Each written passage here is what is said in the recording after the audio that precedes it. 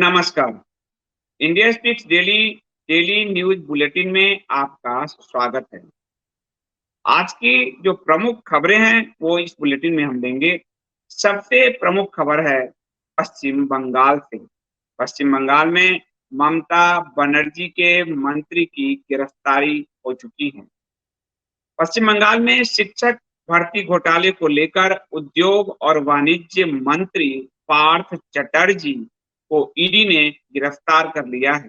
पार्थ चटर्जी से इससे पूर्व करीब 26 घंटे तक पूछताछ किया गया और 26 घंटे की पूछताछ के बाद उनको गिरफ्तार करने का निर्णय लिया गया। इसके अलावा ईडी ने उनकी एक करीबी अर्पिता मुखर्जी को भी हिरासत में लिया है और ये उनके घर से करीब 20 करोड़ रुपयों का ढेर बरामद हुआ है, जिसे मशीन के जरिए गिना गया है। प्रवर्तन निदेशालय यानी ईडी ने पश्चिम बंगाल के मंत्री पार्थ चटर्जी को राज्य में कथित शिक्षक भर्ती घोटाले और मनी लॉन्ड्रिंग से जुड़े मामले में गिरफ्तार किया है और अर्पिता मुखर्जी जो उनकी करीबी थी, उनके घर से 20 करोड़ रुपए बरामद किए हैं। ईडी के अनुसार अर्पिता के बर्तन में छापेमारी के दौरान 20 करोड़ रुपए और 20 से अधिक मोबाइल फोन भी जब्त किए गए हैं।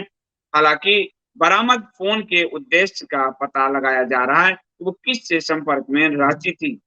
जांच एजेंसी ने कहा कि उक्त राशि कथित एसएससी घोटाले के अपराध की आय होने का संदेह है।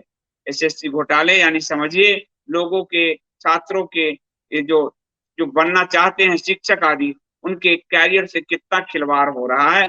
देश में शिक्षा एक बड़ा माफिया तंत्र पैदा कर चुका है, जिसमें नेता, ब्यूरोक्रेट, उनके रिश्तेदार, उनके जानकार ये बड़े पैमाने पर शामिल हैं।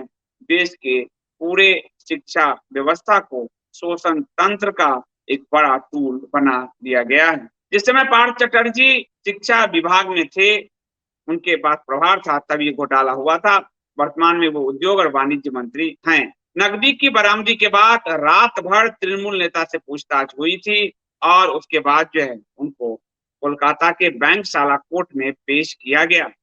ईडी ने शिक्षा राज्य मंत्री परेश सी अधिकारी, पश्चिम बंगाल प्राथमिक शिक्षक बोर्ड के पूर्व अध्यक्ष माणिक भट्टाचार्य और अन्य के परिसरों सहित 11 स्थानों पर छापेमारी की। जिन अन्य लोगों पर छापा मारा गया उसमें पार्थ चटर्जी के ओएसडी पीके बंदोपाध्याय, और जब वो प्रथम बार राज्य के शिक्षा मंत्री थे तब की ओएसडी हैं पीके बंदोपाध्याय, उनके तत्कालिक निजी सचिव सुकांत आचार्य, चंदन मंडल उर्फ रंजन, ये सब, इन पर भी छापे मारा गया है। ये सब कथित तौर पर शिक्षक की नौकरी देने के वादे के साथ पैसे लोगों से लेते थे। क्या धोखाधड़ी हो रही थी, आप समझिए। इसके अलावा कल्याणमय भट्टाचार्य, कृष्णा सी अधिकारी और पश्चिम बंगाल केंद्रीय विश्वविद्यालय सेवा आयोग के सलाहकार डॉक्टर एसपी सिन्हा के यहाँ भी छापेमारी हुई। तृणमूल कांग्रेस ने अर्पिता मुखर्जी से ये कहते हुए दूरी बना ली है कि उनका पार्टी से कोई संबंध नहीं है, लेकिन ममता भाग नहीं सकती। ये ममता के राज्य में घोटालों के अंबार में से एक घोटाला है। टीएमसी महासचिव कुणाल घोष ने ट्वीट किया कि ईडी द्वारा बरामद धन का तृणमूल से कोई लेना देना नहीं है, तो आप पार्टी चला कैसे रहे हो, कहां से ला रहे हो पैसे? ये सवाल पूछा जाना चाहिए। पैसे इसी तरह कमाए जाए। जिन लोगों का नाम इस जांच में है, यह उनकी जिम्मेदारी है कि वे उनसे या उनके वकीलों से जुड़े सवालों का जवाब दे। बंगाल के स्पीकर विमान बनर्जी ने कहा कि जांच एजेंसी को विधानसभा के किसी सदस्य को गिरफ्तार करने से पहले स्पीकर को सूचित करना चाहिए था। दोहरा बयान आ गया आपको, पहले हमारा कोई संबंध नहीं है, दूसरा गिरफ्तार से पहले हमसे पूछे क्यों नहीं, तो आ गया तृणमूल का दोहरा रवैया। उन्होंने कहा कि ईडी या सीबीआई किसी भी सांसद या विधायक को गिरफ्तार करते समय लोकसभा या विधानसभा के अध्यक्ष को सूचित करती है, यह संवैधानिक मानदंड है। लेकिन मुझे चटर्जी की गिरफ्तारी के बारे में ईडी से कोई सूचना नहीं मिली। इंदिरा गांधी को तो लोकसभा के अंदर से गिरफ्तार करके ले जाया गया था स्पीकर साहब। केंद्रीय मंत्री आर चंद्रशेखर ने कहा कि सीएम बनर्जी ईडी और सीबीआई के खिलाफ बोलती हैं, लेकिन जब भी ये एजेंसियां राजनीतिक भ्रष्टाचार का पर्दाफाश करती है वो चुप रहती है। केंद्रीय मंत्री मोदी सरकार के वह कानून प्रवर्तन निदेश एजेंसियों को उनकी जांच को विफल करने के लिए डराने की कोशिश करती हैं। इसलिए उनकी सरकार में भ्रष्टाचार का कोई मामला सामने नहीं आ पाता है। उन्होंने कहा कि पश्चिम बंगाल के एक मंत्री के एक करीबी सहयोगी पर ईडी द्वारा छापेमारी के दौरान इतनी बड़ी राशि का मिलना पश्चिम बंगाल में राजनीतिक भ्रष्टाचार को दर्शाता है। तो वहीं सत्तारूढ़ तृणमूल कांग्रेस ने इसे बीजेपी सरकार द्वारा राजनीतिक विरोधियों को परेशान करने की चाल करार दिया है। लेकिन नोट तो आपके घर में नहीं रखवाया होगा ना, नोट तो आपके घर से ही मिला है। आज की दूसरी खबर विदेश से है। दूसरे देशों को कर्ज देते देते हमारा पड़ोसी चीन का खजाना खाली हो चुका है। बैंकों के बाहर लोग खड़े हैं और बैंकों के बाहर लोगों के गुस्से को कम करने के लिए बजाय चीन की सरकार ने तोप लगा दिए हैं, टैंक लगा दिए। श्रीलंका में हाहाकार मचा हुआ है। देश का मुद्रा भंडार वहां खाली हो चुका है। जनता श्रीलंका में सड़कों पर प्रदर्शन कर रही है और ये सब हुआ है तो चीन के कारण। सरकार ने चीन से अरबों डॉलर का कर्ज लिया और अब देश सारे आर्थिक संकट से गुजर रहे हैं जिन जिन ने भी चीन से कर्ज लिया था। दुनिया की बड़ी आर्थिक महाशक्ति में से एक चीन में भी विदेशी मुद्रा का संकट पैदा हो गया है और इसकी वजह है राष्ट्रपति शी जिनपिंग का वो फेवरेट प्रोजेक्ट, जिसकी वजह से कई छोटे देशों को जमकर कर्ज बांटा गया। शी जिनपिंग का जो फेवरेट प्रोजेक्ट है उसका नाम है बेल्ट एंड रोड इनिशिएटिव और यही अन्य देशों को भी मुसीबत में डाले हुए है और अब चीन की जनता भी सड़क पर उतरी हुई है।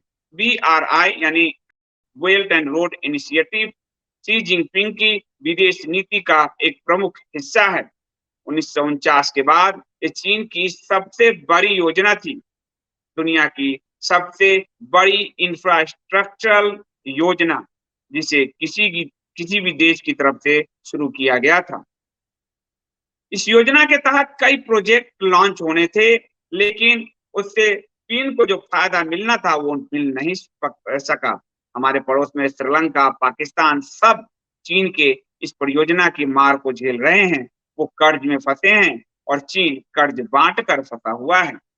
चीन ने मनमाने तरीके से कर्ज बांटा, देशों को गुलाम बनाने का प्रयास किया, जिसके कारण चीन पर भी दबाव पड़ना शुरू हो गया। जितना दबाव श्रीलंका पे पड़ा उतना दबाव चीन पर भी पड़ा है। इसमें जो एक बहुत बड़ा आर्थिक खतरा सिर्फ श्रीलंका, पाकिस्तान के समक्ष नहीं है बल्कि चीन के समक्ष भी खड़ा हो गया है। सबसे बड़ा कर्ज संकट के रूप में इसे देखा जा रहा है। साल 2013 में इस प्रोग्राम को पहली बार प्रस्तावित किया गया था। Think tank American enterprises institute की तरफ से ये बताया गया था कि 2021 के अंत तक इस प्रोजेक्ट की वजह से कई विकासशील देशों पर 838 बिलियन डॉलर की अदायगी हो गई थी। चीन को कब ये कर्ज वापस मिलेगा उसे खुद ही नहीं मालूम। तो स्थिति ये है कि बैंक जो है वहां के वो जनता के पैसे निकालने नहीं दे रही है। चीन के पास पैसे नहीं है। देश के अंदर घर के मालिकों ने मॉर्गेज अदा करने से इनकार कर दिया है। लोग अपने होम लोन नहीं चुका पा रहे हैं और इसकी एक बड़ी वजह है कि लोगों ने जो बैंक में अपने पैसे रखे थे, चीन के बैंक ने कहा ये अब निवेश माना जाएगा, अब आप इसे नहीं निकाल सकते। इसके कारण वहां के बैंकों के आगे लोगों की भीड़ पर उमड़ी है। करीब 24 प्रांत में लोग सड़कों पे उतरे हुए हैं और लंबी लंबी लाइन है। बुधवार को हेनान प्रांत में एक बैंक के सामने टैंक्स की लंबी लाइन देखी गई। यानी जनता अधिक विरोध करेगी तो उसे टैंक से उड़ा दिया जाएगा। चीन में ये व्यवस्था जो है देखने को पहले भी हमें मिली है। तियानमन चौक में कैसे छात्रों को, विरोधियों को उड़ाया गया था, अभी वही उड़ाने का प्रयास जो लोग सड़क पर हैं उनको किया जा रहा है। इसमें बैंक ऑफ चाइना जो सबसे बड़ा बैंक है और वो सबसे ज्यादा कर्ज में डूबा हुआ प्रतीत हो रहा है और उसी ने जमाकर्ताओं से कहा है कि उनके यहाँ की रकम जो है, आपकी रकम हमारे यहाँ निवेश मान ली जाएगी, अब आप उसे नहीं निकाल सकते। बैंक के जितने भी फंड हैं वो सब फ्रीज कर दिए गए हैं। जमाकर्ता अब उन्हें रिलीज कराने की सेविंग को फ्रीज करने की वजह से सिर्फ मॉर्गेज अदा न करने का फैसला लोगों ने लिया है। चीन का प्रॉपर्टी मार्केट इस समय $300 बिलियन के कर्ज में डूबी हुई है। पिछले वर्ष जब एवरग्रांडे धराम हुआ तो देश के रियल एस्टेट सेक्टर की सबसे बड़ी समस्या सामने आ गई थी। यही नहीं, चीन में बड़े पैमाने पर कंपनियां बंद हो रही है, चीन में बेरोजगारी बढ़ रही है। और सिंगुआ यूनिवर्सिटी के प्रोफेसर जेंग यूआंग का एक वीडियो इस समय वायरल हो रहा है। इस वीडियो में वो कह रहे हैं कि साल 2022 चीन के लिए सबसे मुश्किल वाला समय होने वाला है। देश की करीब 4,60,000 कंपनियां साल के पहले हाफ में ही बंद हो चुकी है। साथ ही 3.1 मिलियन इंडस्ट्रियल और कमर्शियल उद्योग को बट्टे में डाल दिया गया है। इंटरप्राइज लिक्विडेशन सालाना 23% बढ़ गया है और 10.76 मिलियन कॉलेज ग्रेजुएशन में एडमिशन ले चुके हैं और देश के 80 लाख युवा बेरोजगार हैं। तो चीन इस दुर्दशा की कथा स्वयं लिखने का भागी है। दुनिया के देशों को कर्ज में फंसाकर मारने की उसकी रणनीति आज उस पर ही हावी हो गई है। तीसरी महत्वपूर्ण खबर भारत से ही है और आप जानते हैं कि इस समय मानसून सत्र चल रहा है।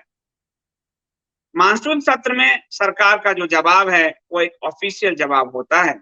इसमें सरकार की ओर से जनसंख्या नीति पर तो कह ही दिया गया कि उनकी ऐसी कोई योजना नहीं है और इस बारे में समान नागरिक संहिता को लेकर भी सरकार ने स्पष्ट कर दिया कि फिलहाल उनकी कोई योजना, कोई विचार इसे लाने का नहीं है।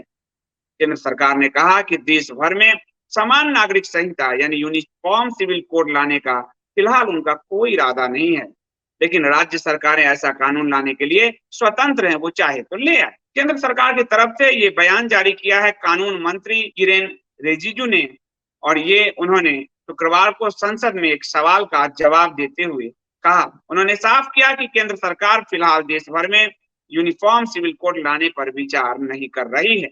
उन्होंने बताया कि इसकी एक वजह यह है कि सुप्रीम कोर्ट में इस बाबत कई मामले लंबित हैं और ऐसे में केंद्र सरकार ने यूनिफॉर्म सिविल कोड लागू करने के लिए कोई फैसला नहीं किया है। इसके अलावा कानून मंत्री ने ये भी जानकारी दी कि संविधान के मुताबिक राज्य सरकारों को अपनी ओर से यूनिफॉर्म सिविल कोड अपने राज्य में लागू करने का पूरा अधिकार है। विधि आयोग ने फैमिली लॉ में सुधार को लेकर अपनी वेबसाइट पर लोगों से उनकी राय मांगी है। इस कानून में यूनिफॉर्म सिविल कोड से जुड़े ज्यादातर मुद्दे शामिल हैं। केंद्र सरकार का यह बयान ऐसे समय में आया है जबकि उत्तराखंड सरकार राज्य में यूनिफॉर्म सिविल कोड को लागू करने पर तेजी से काम करती दिख रही है। बीते 14 जुलाई को ही उत्तराखंड में समान नागरिक संहिता का मसौदा तैयार करने के लिए गठित विशेषज्ञ समिति की दूसरी बैठक नई दिल्ली में संपन्न हुई है। सरकार के सूत्र बताते हैं कि उच्चतम न्यायालय की सेवानिवृत्त न्यायाधीश रंजना प्रकाश देसाई की अध्यक्षता में गठित समिति की बैठक में अन्य सदस्यों ने भी हिस्सा लिया और समान नागरिक संहिता के विभिन्न पहलुओं पर चर्चा की। बैठक में विशेषज्ञों ने उम्मीद जताई कि समान नागरिक संहिता का मसौदा जल्द तैयार कर राज्य सरकार यानी उत्तराखंड राज्य की सरकार को सौंप दिया जाएगा। इस वर्ष विधानसभा चुनाव से ठीक पहले 12 फरवरी को मुख्यमंत्री पुष्कर धामी ने कहा था कि सरकार बनते ही प्रदेश में समान नागरिक संहिता लागू कर दी जाएगी। इसके बाद जनता ने छप्पर फाड़ कर उनको वोट दिए थे और 2/3 से अधिक बहुमत के साथ भाजपा की सत्ता में वापसी हुई थी और धामी दोबारा मुख्यमंत्री बनने में सफल रहे थे। उसके बाद ही उन्होंने एक विशेषज्ञ समिति गठित करने का निर्णय लिया, लेकिन केंद्र सरकार का रवैया दूसरा है और वो फिलहाल इस पर कुछ जो कोई भी कानून लाने नहीं जा रही है, यह उसने संसद में स्पष्ट कर दिया है। आज की आखिरी खबर एक मुस्लिम युवा से जुड़ा हुआ है और ये मुस्लिम युवा उन नुपुर शर्मा के समर्थन के कारण सदमे में है। उसे मारा पीटा गया है, उसे जेल में डाला गया, उसका पूरा परिवार सदमे में। भारतीय जनता पार्टी से निष्कासित प्रवक्ता नुपुर शर्मा के पैगंबर वाले बयान के समर्थन में पोस्ट करने पर सिर्फ 19 साल के अशरफ अंसारी का परिवार संकट में आ गया है। उसे जो है गिरफ्तार करके 12 जून को उसे मुंबई पुलिस ने गिरफ्तार कर लिया था। 27 जून को जाकर उसको बेल मिली। इस पर भारत के जो अभिव्यक्ति के आजादी के चैंपियन हैं, उन्होंने किसी ने भी इसकी यानी अशफाक अंसारी की मदद नहीं की, उनके पक्ष में पोस्ट नहीं लिखा, उनके लिए नहीं बोला गया। 19 साल का ये लड़का बहुत सदमे में है। इसे उसके मजहब के लोगों ने ही बहुत मारा-पीटा नुपुर शर्मा के समर्थन में लिखने के लिए। मुंबई के भिवंडी के 19 वर्षीय इंजीनियरिंग छात्र को 27 जून को जमानत पर रिहा किया गया था। साद अंसारी के परिवार से जब मीडिया ने बात की तो उन्होंने कहा कि वह काफ़ी आघात से गुज़रा है, उसे उभरने के लिए समय चाहिए। दरअसल साद अंसारी द्वारा नुपुर शर्मा का समर्थन किया गया था और इसमें जो है उसके बाद उसको उसके साथ दुर्दिन शुरू हो गए। यहाँ पर जो लोग मुस्लिम मामले के चैंपियन बनते हैं, उन्होंने भी साद के पक्ष में नहीं बोला। ये दिखाता है कि भारत का सेकुलरिज़्म सिर्फ एंटी हिंदू है और यदि हिंदू के पक्ष में कोई मुस्लिम भी आ गया, तो उसे भी छोड़ दिया जाएगा। साद का पूरा परिवार पूरी तरह से बिखर गया है, उसे अकेला छोड़ दिया जाना चाहिए, उसके परिवार ने कहा है और वह साद के वकील ने कहा, वो सिर्फ अपने विचार व्यक्त कर रहा था। भारत में क्या कोई अपने विचार को भी व्यक्त नहीं कर सकता है? 20 जून को साद की पहली जमानत याचिका खारिज कर दी थी। अदालत का रवैया तो ये है। साद अंसारी के वकील नारायण अय्यर ने कहा कि कॉलेज का छात्र सिर्फ अपने विचार व्यक्त कर रहा था, किसी की हिंसा वो नहीं बढ़ा रहा था, किसी की भावनाओं को नहीं वो भड़का रहा था। इसके बावजूद उसके साथ बहुत बुरा बर्ताव किया गया है और वह अपने समुदाय को संबोधित कर रहा था। उसने कहा कि लोगों को हिंसा में शामिल नहीं होना चाहिए, जैसा कि पूरे देश में हुआ नुपुर शर्मा के मामले में। वह केवल अपने व्यक्तिगत विचार रख रहा था कि हिंसा मत कीजिए, इसके बावजूद उसे मारा-पीटा गया। ये वो भारत है जो कहने को तो लोकतंत्र है, लेकिन नुपुर के मामले में दिखा कि भारत की सरकार हो, नुपुर की पार्टी हो, भारत का के संविधान के रखवाले चाहे सुप्रीम कोर्ट हो, आप देख रहे हैं या कोई और अदालतें हों या फिर जाँच एजेंसियाँ हों, सब ने अभिव्यक्ति की स्वतंत्रता को कहीं न कहीं, किसी न किसी मोड़ पर पैरों तले रौंदने का काम ही किया है।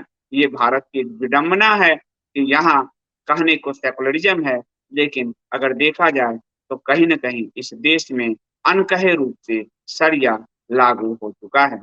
आज के लिए इतना ही, इस बुलेटिन को मैं यहीं समाप्त करता हूँ। आप सबका धन्यवाद कि आप रात में भी इस बुलेटिन को सुन रहे हैं और आप सबसे अनुरोध इस बुलेटिन में आपको और क्या चाहिए, ये ज़रूर बताएँ।